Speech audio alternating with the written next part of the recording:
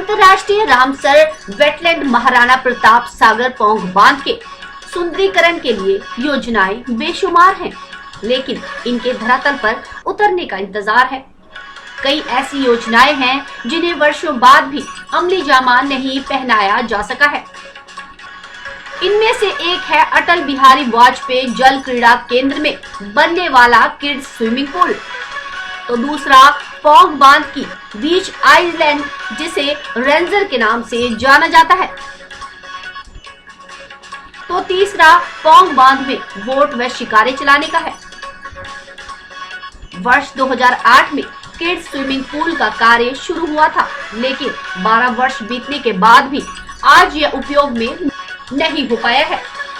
तो वहीं आज 12 साल पहले 1000 करोड़ से ड्रीम प्रोजेक्ट, जिसमें घोड़सवारी, होटल व छोटी छोटी दुकानें, रास्ते व पार्क का निर्माण होना था, मगर प्रदेश सरकार को केंद्र को भेजी इस योजनाओं की फाइल धूल फांक रही है।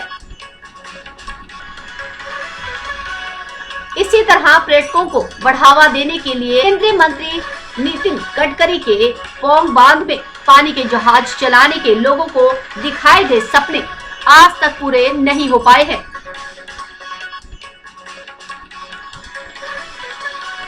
वहीं कभी पर्यटन बोर्ड के उपाध्यक्ष तो कभी कांग्रेस व कभी भाजपा वरिष्ठ मंत्रियों ने पौंग बांध के दौरे पर पहुंचकर कई बार लोगों को पौंग बांध की लहरों में शिकारे व बोट चलाने के साथ साथ स्थानीय लोगों को बोट व शिकारे चलाने की अनुमति देने के सपने दिखाए थे, मगर स्थानीय लोगों को दिखाए गए सपने आज तक हकीकत नहीं बन पाए हैं।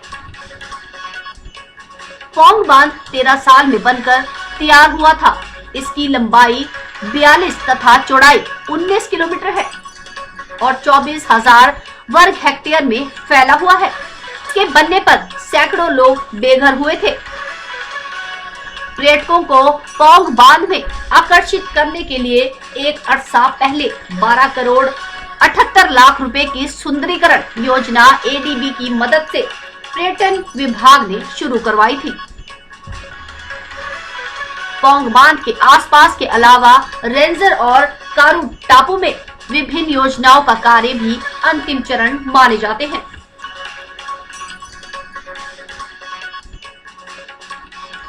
इससे पर्यटकों को बुनियादी सुविधाएं मुहैया मिलनी थी, लेकिन यह सुविधा कब मिलेगी, यह अब भी सवाल ही है।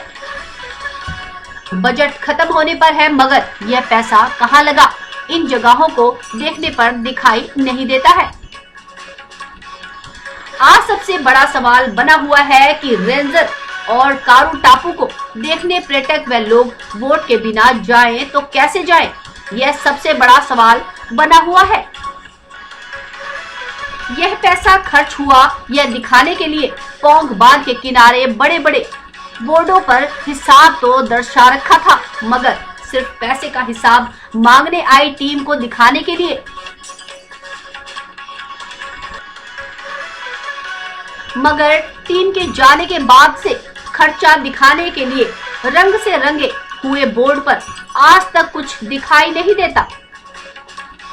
ऐसा लगता है कि लिखे गए हिसाब को मिटा डाला है, जिसके चलते अब फतेहपुर उपचुनाव में यह भी एक मुद्दा बनना संभावित है।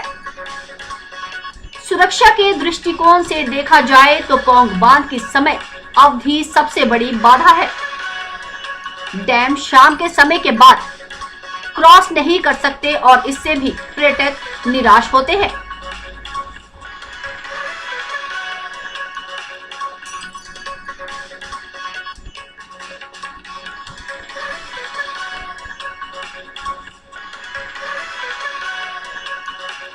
टूरिज्म में जो है सरकार के वायदे थे कि ये जो झील है इसमें जो है शिकारे और जो है मोटर बोट्स का भी प्रबंध करना था।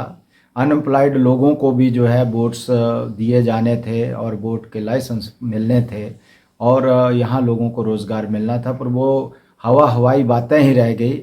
ना तो कहीं उसका अभी तक कोई खाका तैयार हुआ, ना ही जो है उसकी तरफ जो है कोई सरकार का ध्यान गया।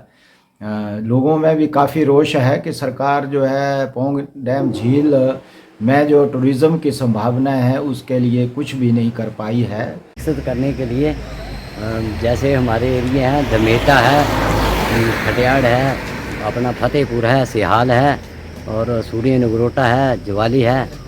तो इन छोटे छोटे जहाँ पर डेवलपमेंट के लिए अगर लोगों को विकसित करें टूरिस्ट के लिए, तो सबसे बढ़िया रोज़गार का साधन है, जहाँ पर काफ़ी रोज़गार पैदा हो सकते हैं। हमारी सरकार को चाहिए कि इस ओर और हमारे इस एरिए की ओर ध्यान दें।